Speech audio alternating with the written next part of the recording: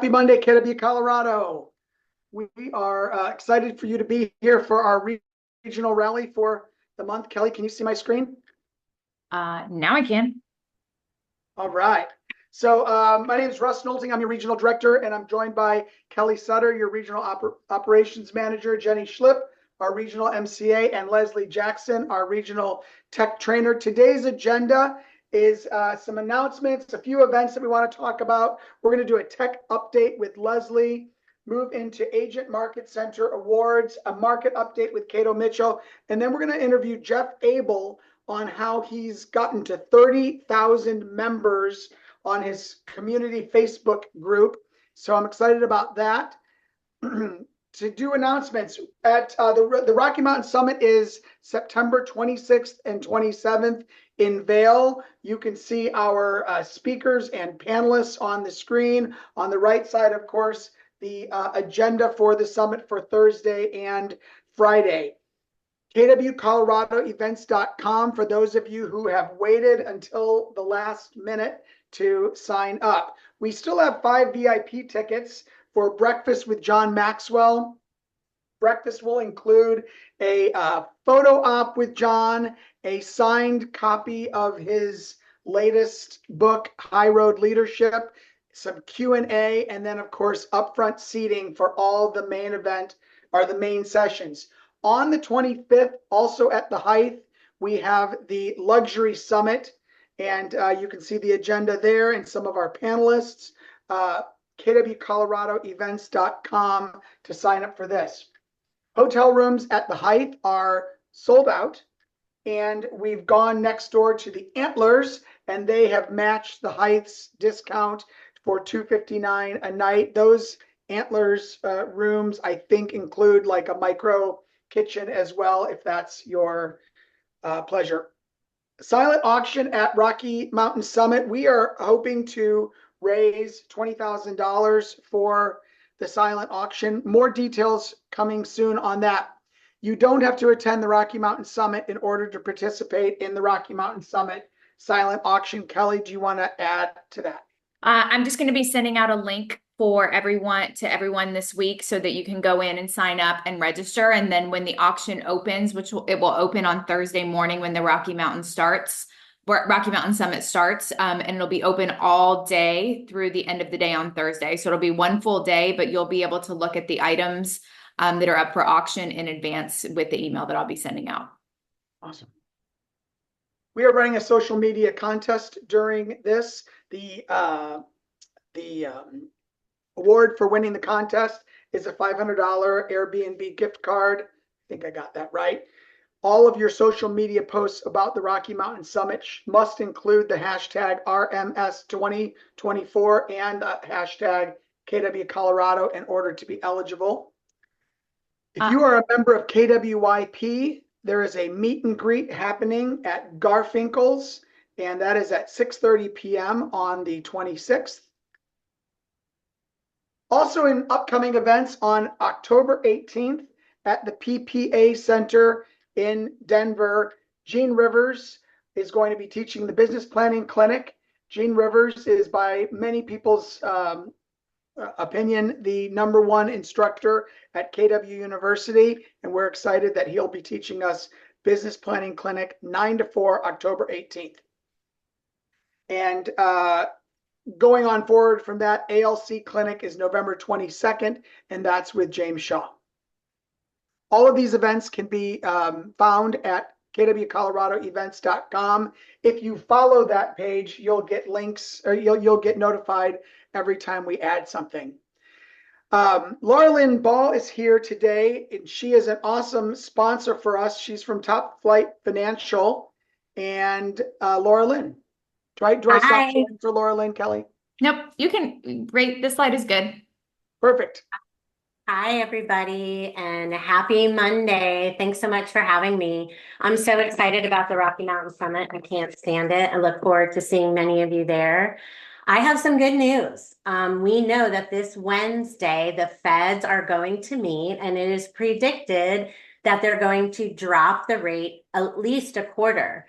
Going into this weekend, there was a 15% chance that it would be a half. And then coming out of this weekend, now it's a 65% chance that they could drop it as much as a 0.5%. That's fantastic news for all of us. That opens up a ton of opportunities for home buyers and refinancing. So definitely want to get out to your database and make sure they understand what's happening and be the economist of choice. We're going to be bringing lots of information to the summit in regards to both how interest rates affect you and your market, and lots of different products and programs that you can use to help get your borrowers off the fence. But this interest rate adjustment should be, it's worth at least a phone call to your database for those that are sitting on the fence. One more thing I just want to let everybody know is that if you have not had those sitting on the fence requalified, definitely encourage you to do that. There's lots of changes in the industry, as you all know, and we want to make sure that the qualifications are still good so that when they are ready to jump in the market, you're ready to sell them a home. So thanks so much for allowing us to be a part of your awesome region, and I look forward to seeing everybody at the summit.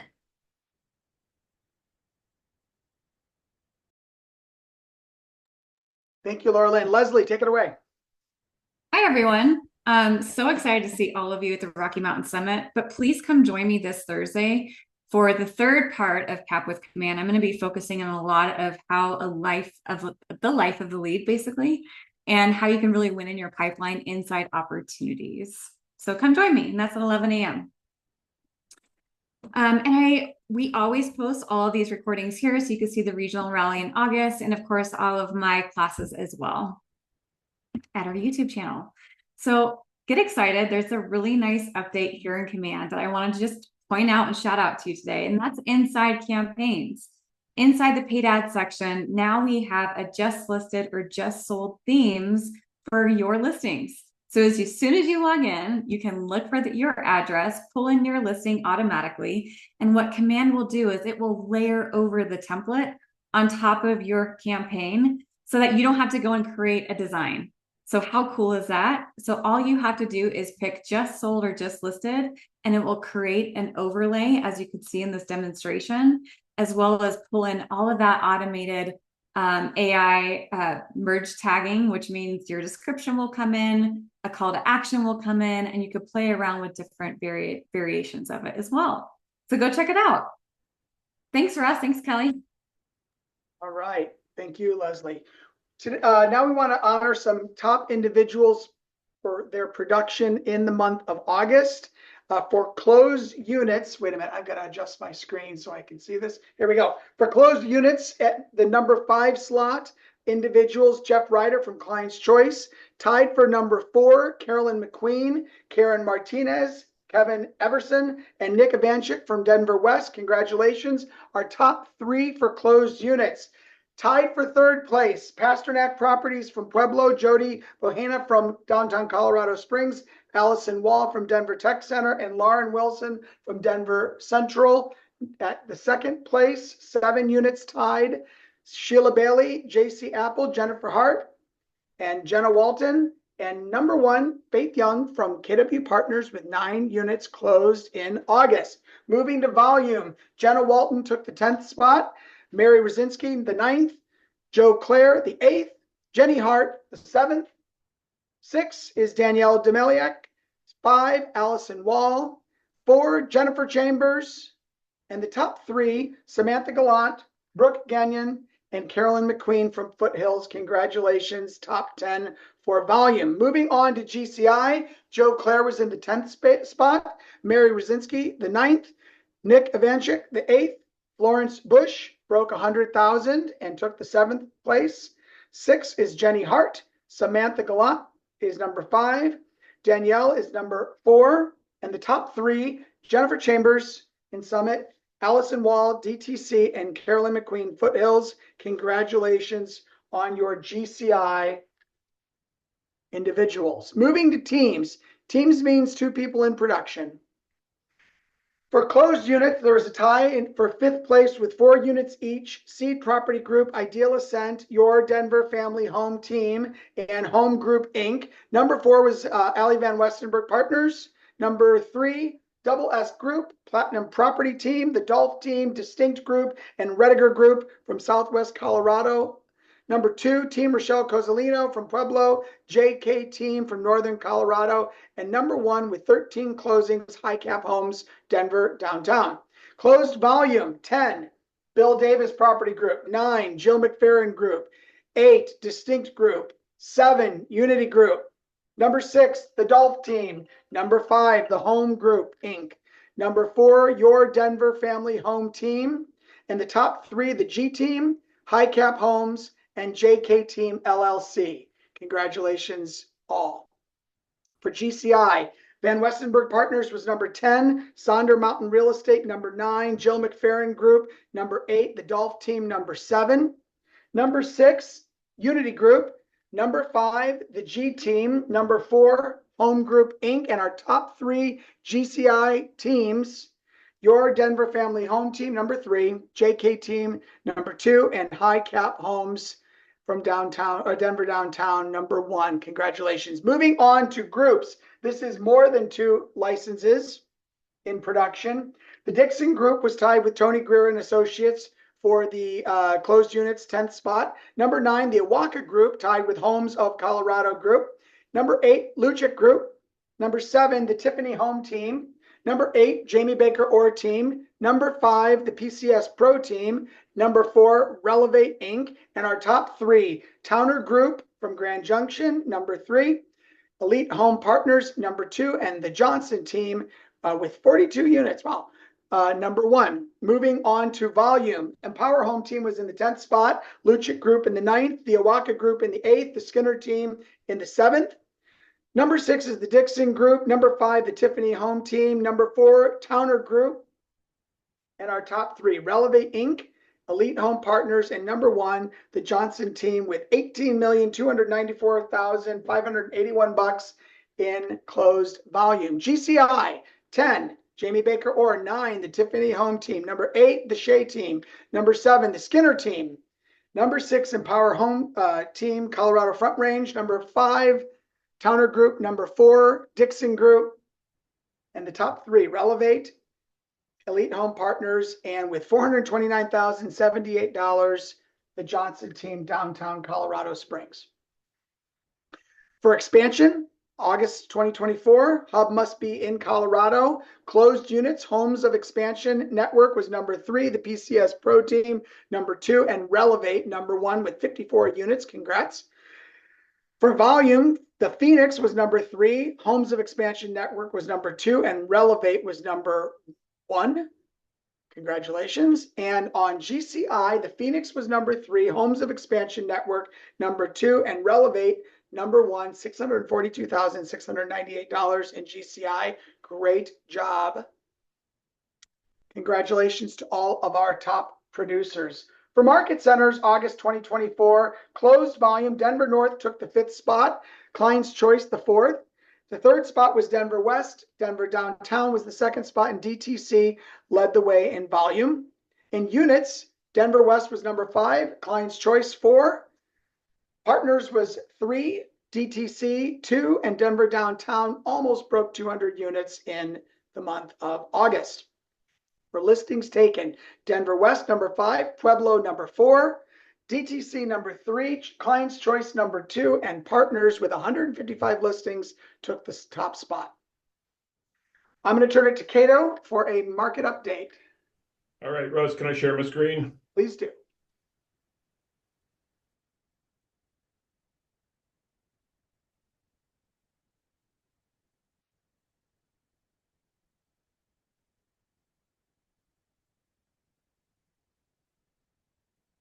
All right, can everybody see my screen? All right. So over the next couple of months, we're going to be talking about the shift that we're starting to see that we're really moving into quickly. So just to let you guys know, we're going to talk a little bit about the national economy today because there's a lot going on. There's a lot your clients are going to be curious about. So we're going to talk about that a little bit more. And each month, we're going to get a little deeper into what's going on in Colorado. What I want you to understand right now is looking at the CPI, we are still above the 2% mark.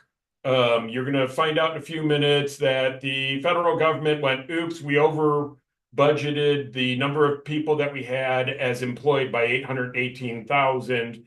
This creates a major shift and a major problem for the Fed because we have not gotten inflation down to where we want to, which is a 2.0 number, but we're starting to see the number of jobless claims going up, so they've got to re-stimulate the economy. Now, one of the things I want you to understand here too, and I have it highlighted, is that shelter inflation is one of the higher portions of this. And what that really means is everybody's starting to realize that housing costs are getting out of control, both from rents and from mortgages. So we'll get into that as we go as well. Looking at the U6 numbers, the U6 looks at people that are underemployed as well as employed. When we take those 818,000 jobs that they overstated, and folks, I'm not trying to get political here, but there's no way you can do that without it being politically motivated. You know, they basically lied to everybody, but that causes major problems in our economy. What that means is we are above our 6% mark, which is where we want to be. And with that being said, that means that the economy is going to slow down at a much faster pace.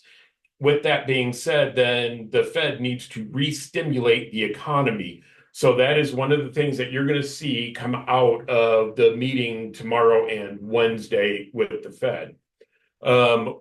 Even with this, with the survey of payrolls, you can see that it has really started to suffer the last couple of months. In essence, what this means is that your clients are feeling a lot more stress in the market from a financial point of view than anybody even thought probably 2 months ago. So as you're talking to your clients, start bringing up just how they feel about the general economy. Again, please be aware that it's an election year. Everybody has their views. Yours are valid, theirs are valid. They may not be the same. Don't criticize them. Just try and come from question and understand what their feelings are so you can help them a little bit better. Savings rate. We are mimicking what happened in 2007 right now. We dropped 0.5% again in the last month. We went from 3.4% to 2.9%. So here's one of the issues. Americans are barely saving anything because inflation is eating their paycheck. So a lot of people are very stressed. What this means for you is that people are not able as quickly to put money aside for a down payment if they're first-time home buyers. So start talking to your lenders about what programs that they have that could help. Talk to them about grants. Talk to them about other things that might help get someone into a property. You will see that in the October of 2007, we're at 2.2%. We're at 2.9%. So we are at one of the lowest rates we've been at in many, many years. Sorry. Now let's look at credit cards and revolving credit debt for Americans.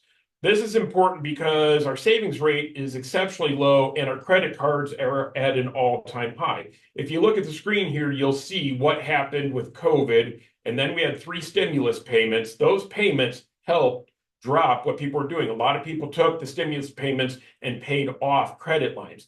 The problem was, as you see with that last bar, that last arrow, you'll see that inflation started and it started to eat away at people's savings. With that being said, they started living on credit cards. We're seeing credit companies start to pull back, start to draw down people's credit lines because they don't want them getting behind.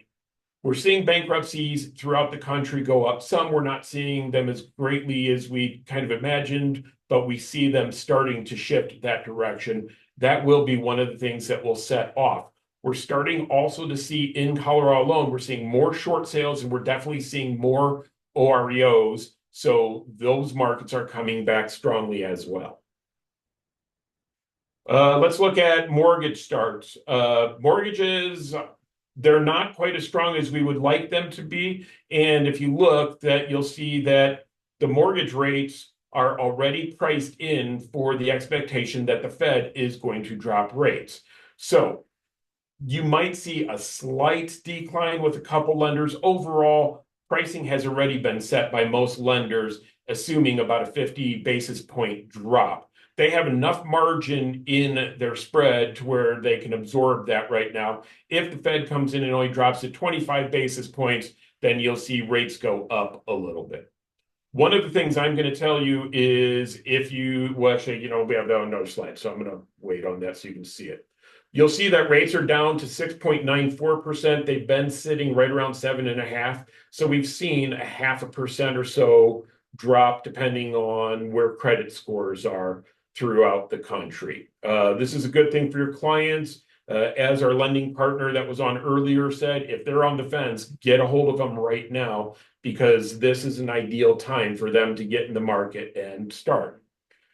I put a chart here just talking about the Federal Reserve balance sheet and the quantitative tightening and quantitative easing. We've been doing more quantitative tightening recently. What you're going to see is that the Fed is going to start easing a little bit because they've got to start stimulating the economy more. They've got to get more people back to work. They've got to keep the stock market moving up. And if they don't, we're going to start having some major issues.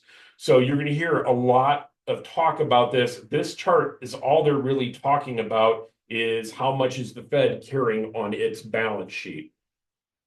With that being said, looking at the 2-year, we can see that the spread is starting to narrow. With that being said, we have a lot more issues going on in the market when we start adding in the job loss in there. So we're going to see manufacturing go down quite a bit, which won't affect us in Colorado as much, but we'll see it affect other sectors. We're going to start seeing more people moving from different areas of the country trying to find work in the sector that they're trained in. One of the things I want you guys to start paying attention to is start reading the headlines for people like Jamie Dimon. Jamie Dimon just sold another $183 million worth of shares in his own company, which is JP Morgan Chase. Now, this is the largest bank in the country. They do a little over $3 trillion a day in transactions.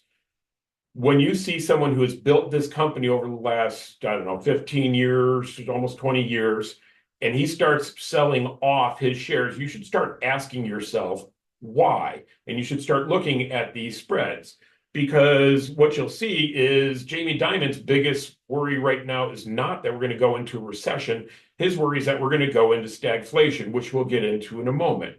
But you'll also see that when you start looking at Chase's balance sheet, it's a smart move for him to start selling off the shares because he's selling high so that he can turn around and either buy low or move the money into another aspect of his life. Stagflation is very simple. It means GDP is going down, unemployment's going up, demand for goods is going down, and inflation is high. What that means is that we start getting into a situation where it's harder for people to catch up. A lot of people start losing huge portions of their retirement. We might see a correction in the real estate pricing throughout the sectors, both commercial and residential. That being said, we want to make sure that our clients are not over leveraged in their properties. So be very careful if your clients are out there trying to get massive HELOCs to pay off credit card debt, because the HELOC is a structure that is, I just lost my train of thought. It's secured by the property, whereas a credit card isn't. So there are some things to talk about there. Make sure that you're telling your client to go talk to their CPA before they start getting a little too far into that stream. Warren Buffett's another one. Warren Buffett just sold 389.4 million shares of Apple stock. He just sold 1.03 billion shares of Bank of America. When you see investors like this starting to sell, you have to start asking yourself, do they think there is a major correction coming? Well, I'm going to tell you right now, if you go listen to either Jamie Dimon or Warren Buffett, they both will tell you on a very regular basis these days that they think there is a major correction coming to the economy and to the stock market, both. So that being said, then let's talk about the real estate side of it. With the Case-Shiller, we're always 3 months behind, like we've always said. And this will show you June. Now, as you'll see, it's starting to dip. It should never dip in June. From February to June, we're seeing it starting to dip. That means during our strongest selling season, we're seeing pricing starting to slide. So our top one shows Denver. Our bottom one, I have New York, Seattle, Denver, and the USA in there. So you can see just across the country, we're seeing the same thing. So it's an entire market correction going on here. So as you're with your clients, start working on what can you get them into today. Start working on if they have some extra money, tell them to start putting it aside so they can buy rentals to help pay for retirement, kids' college, whatever it is that they want. But there is going to be a very strong buyer's market coming very soon. Looking at July to August in Denver, one of the things I want you to notice is that the median price did drop some. The number of listings has gone up. Active days on market has gone up. So we are starting to see the shift coming at us much faster, which is what we're going to talk about over the next few months. Part of your homework today is I'm going to tell you if you have not reread Shift in the last 6 months, go back through and reread it again. I'm on my 14th read of the book, and every time I take something new away from it. Again, we're starting to see that the shifts are just getting a little wider in the categories than we've seen in the last few years.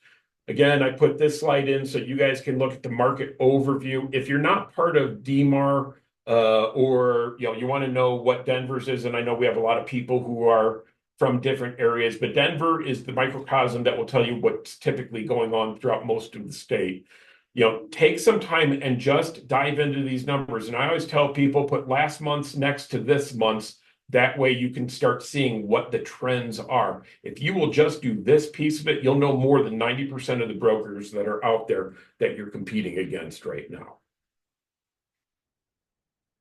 Oops, sorry about that. So as realtors, a big part of our purpose is to get the deal closed to make sure our clients are taken care of. So I want to take a second and make sure that you guys understand this. If you use your prospecting and the whole point of your prospecting is can you get another sale, you're going to lose. In this coming market, that's not going to work. I'm going to tell you, take it from a different vantage point. Ask yourself, how many families can you help in the next year? Because with this economy shifting the way it is, and I don't care which side of the aisle you're on, this is coming for us no matter who gets into the White House, no matter who takes the House and the Senate. Take the time to help as many families as you can, and you will make a huge amount of money. But take that one little shift, because if you pick up the phone in order to get the appointment, you're going to get fewer appointments. If you pick up the phone to help more people, you're going to get more people to respond to you positively. So moving forward, start talking with everybody you possibly know. Your job over the next few years is, like I said, is going to be to help those people. Get to Rocky Mountain Summit, get to any class you can. The top producers in this coming market are going to do two things more than anyone else. They're going to go to more education, and they're going to spend more time prospecting and more money on marketing. The people who stop marketing, the people who just sit back and say, I'll see what happens, are the ones who get left behind in these markets. Folks, this is my third major downshift in a market, and I'm telling you right now, I've seen it over and over again. Up your marketing. I'm telling you, up it by 4 times what you've been spending, but hold your money accountable. Go to Shift, go to MREA, and spend time there. Also take the time to read MREI, hold things like that, because you want to be an investor in this coming market. You want to take a lot of your people into becoming investors if they're not already. This will make and break what they do in the next 20 years of their lives. Again, make sure you're going on a minimum of 3 appointments every single week. And if you didn't go on it last week, start asking yourself why and what you need to shift, because that means you're not spending your time the way you should, because it's no longer the 80-20 rule. Throw that one out. It's the 96-4 rule. And if you don't know what I'm talking about, go into the one thing where Gary talks about the 20% of the 20%. If you're doing anything but dollar productive activities, you're going to miss a huge opportunity over the next 6 months. The Fed meeting is on Wednesday. I mean, it starts tomorrow and it ends on Wednesday.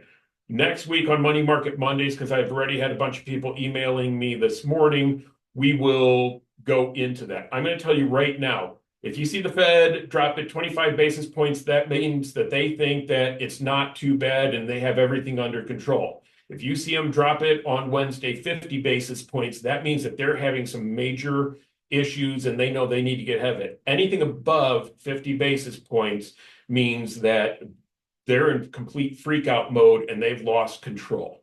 So you're going to want to watch and see what Powell talks about on Wednesday. If you want to get a much deeper briefing on it next Monday, we will be doing that on Money Market Mondays. Going back to what I just said about the marketing, make sure you stay tuned for what Jeff Abel is going to talk about, because it's a brilliant thing that Russ and Jeff put on here, because this is exactly what you're going to need to move into this market and do the best you can. Russ, back to you. All right, thanks, Cato. Well, I'm excited that Jeff Abel has agreed to share some strategies with us today. As everyone I think in our industry knows right now, there's a big risk that we take when we pick up our telephones to prospect for business, and hopefully your market centers are reminding you about TCPA compliance constantly. And what you're going to see, by the way, at the Rocky Mountain Summit is very similar to what you saw if you were at Mega Camp, and that is we've got to dive deeper on TCPA compliant lead gen. And so there's going to be a big emphasis at the summit on social media. And Jeff, out of Estes Park, has an awesome Facebook strategy that we wanted to share with you. So Jeff, welcome to the call. Thanks, Russ. If I can get my cursor to get me to the other computer. There it is. All right. So tell us about Everything Estes Park and how you came up with the idea of Everything Estes Park, and just tell us, just go deep on that. Okay. Opened the Facebook group probably 2015, 2016, shortly after we had moved to Estes Park. There were lots of Facebook groups, a lot of them fairly negative. I know it's hard to believe that people are negative on social media, but a lot of negative stuff going on there. And we had been planning a trip to Maui and found a Facebook group there called Everything Maui that was super helpful for us. We started the group, didn't really do much with it. We had about 250 members in it for probably 4 years or so.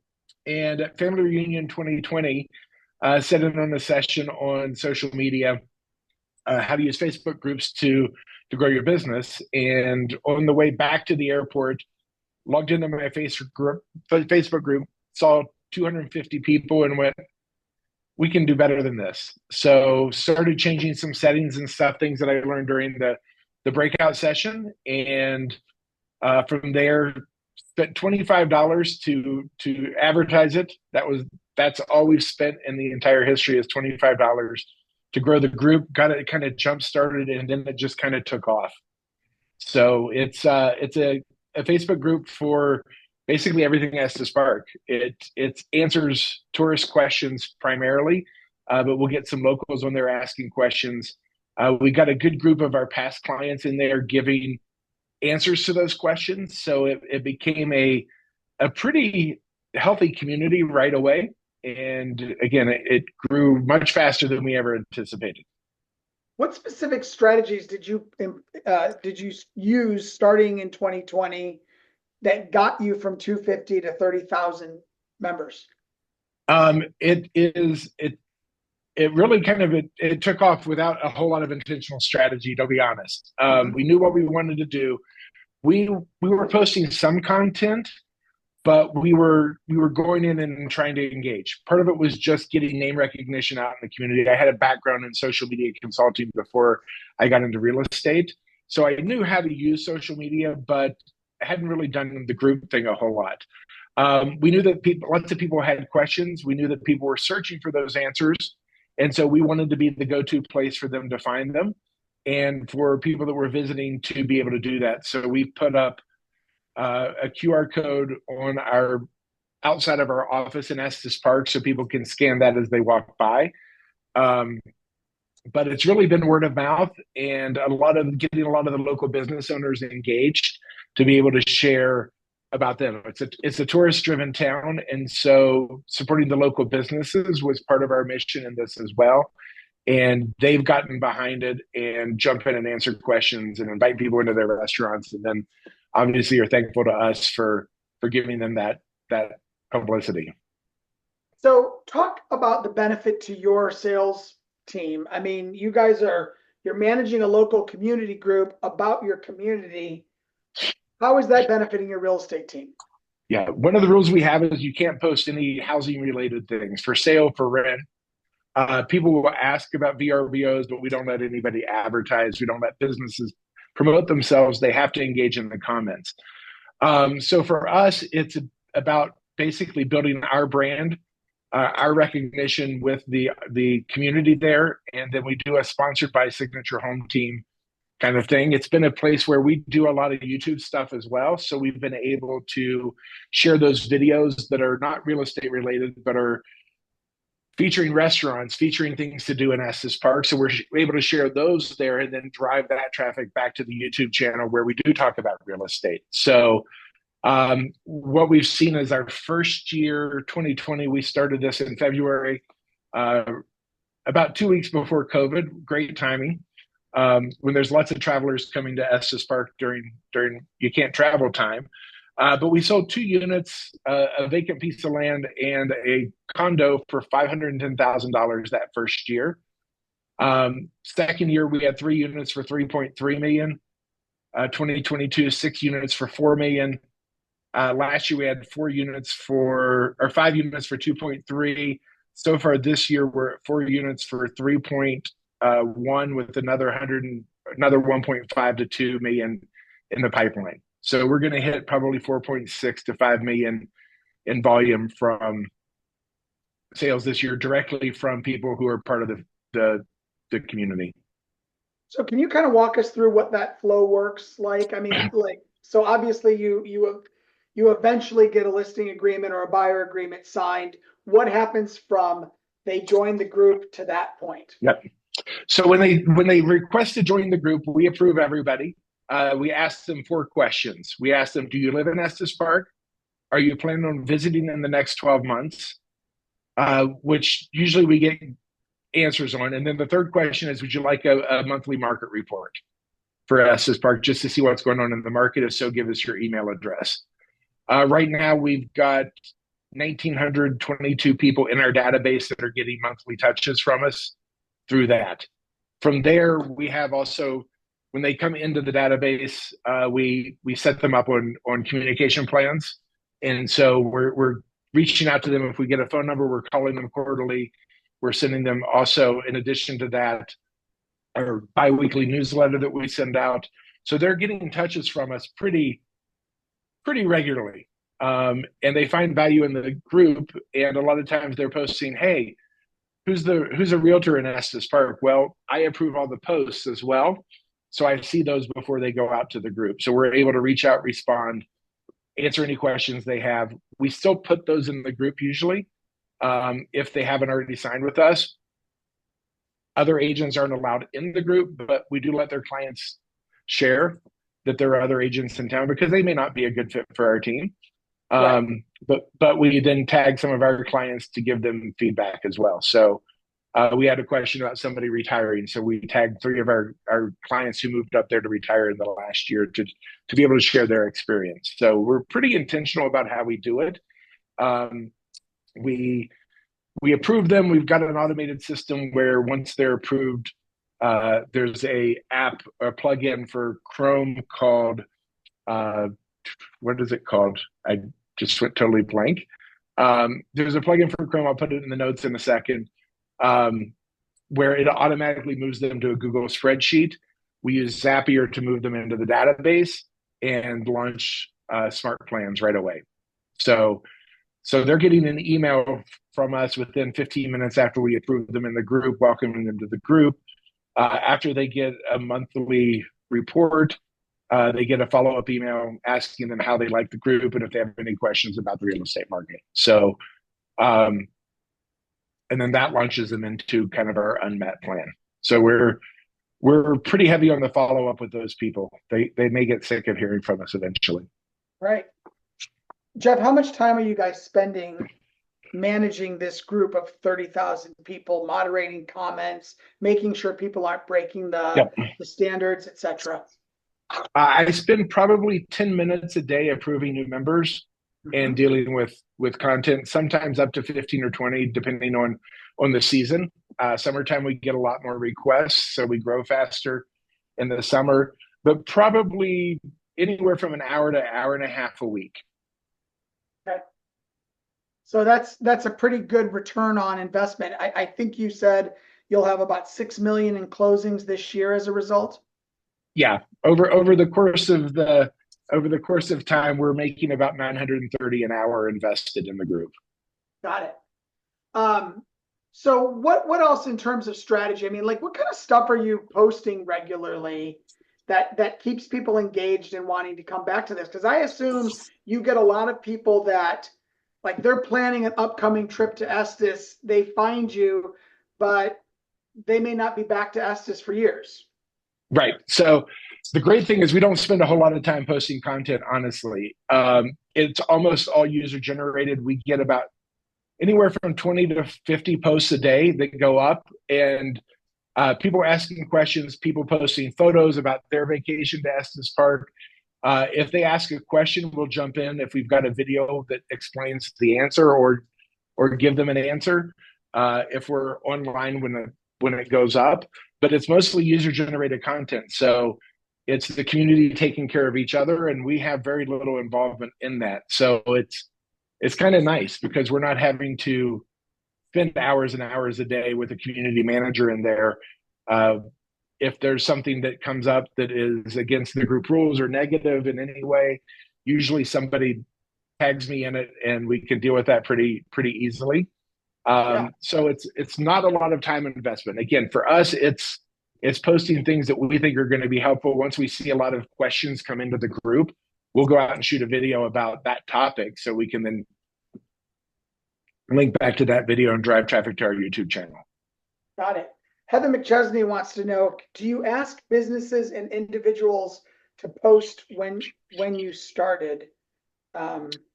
We reached out to a few of our friends that are business owners in the areas, asked them to come in and explain. We don't want them just posting, here's my daily special at the restaurant. But if somebody was asking where's the best restaurant to go in Estes Park, we want them to jump in and personally invite them. So it's a more personal touch versus just a group that's all spam and advertisements. So we don't allow them to do that, but we do encourage them to jump in and participate. And again, we'll go around and feature a lot of those businesses in the YouTube channel and then post them to the group. Okay. If you have questions for Jeff, stick them in the chat. Jeff, so you gave us your sales and you gave us the history of that.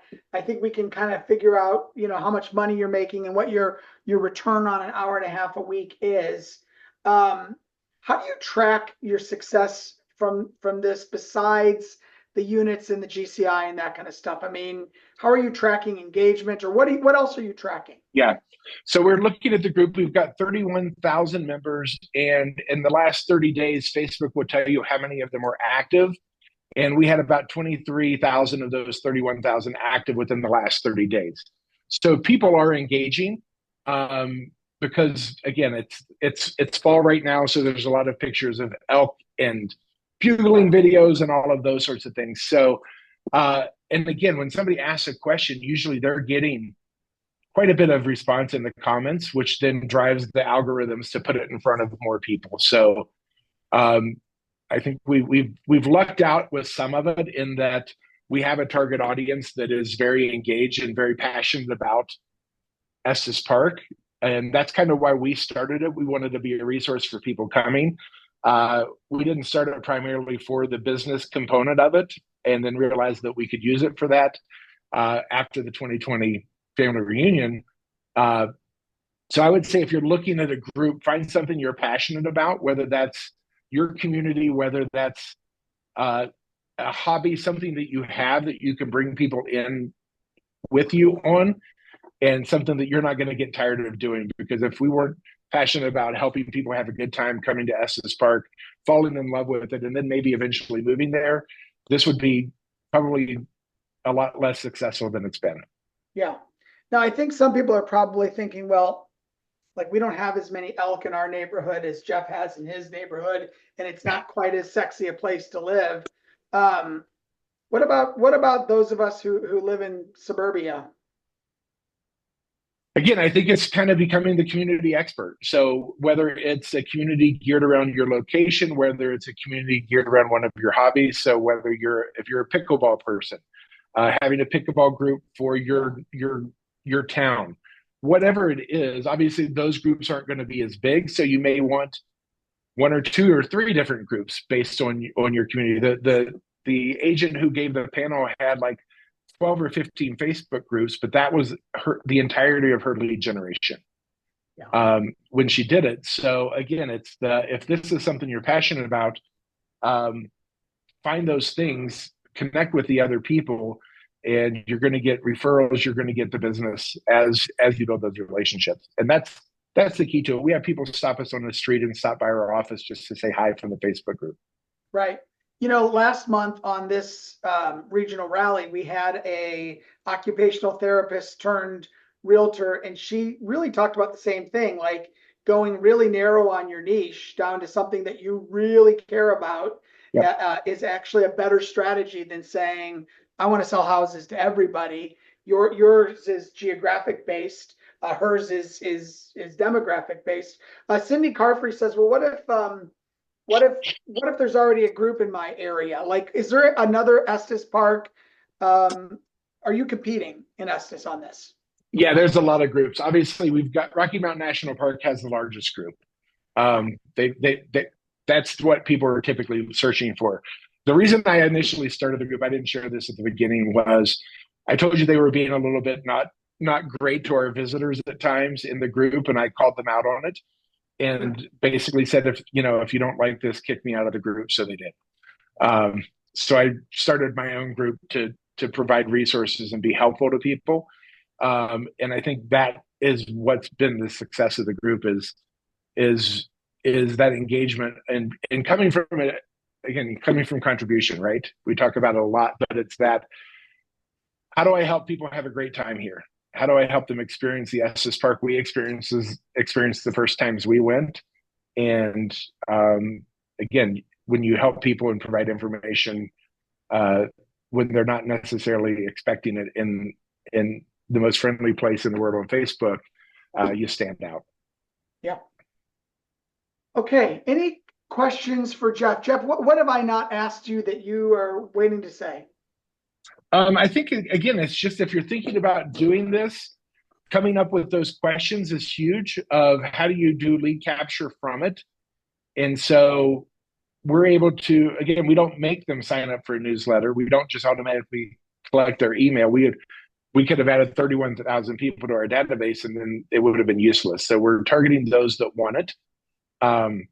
So be intentional about how you're collecting the data and what you're doing with it. Don't spam them. And destroy the trust you're having with them. They've reached out with that, and again, have fun with it. It shouldn't feel like a burden. It shouldn't feel like, oh my goodness, I've got to go. I mean, some days I've got to go approve members for the group, but a lot of times it's you're finding connections that you didn't know you had with people, and then you're able to use those to welcome them to the group and make it a fun experience. That's the big thing. If you're passionate about it, that helps. I love it. Any other questions? I just got a text from my wife. We're under contract with a lead from Everything Estes Park right now. There you go. I love it. Any other questions? Cindy wants to know, do you allow other agents in your group? So we do not allow any, but yeah, we don't allow Colorado agents in. We do allow agents outside of Colorado into the group because we want them as referral partners. And so if I see somebody that's an agent and they're in Colorado. We just don't approve them.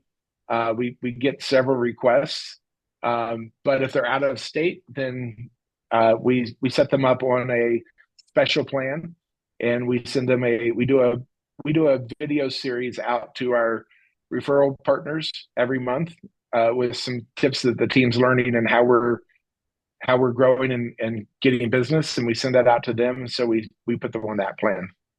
Got it. Awesome. All right. Well, Jeff, thank you for sharing about your Estes Park group. And as we said earlier, we've got a ton of social media breakouts and content at the Rocky Mountain Summit. We're looking forward to seeing everybody next Thursday in Vail. Drive safely, have fun. See you soon. Thank you all.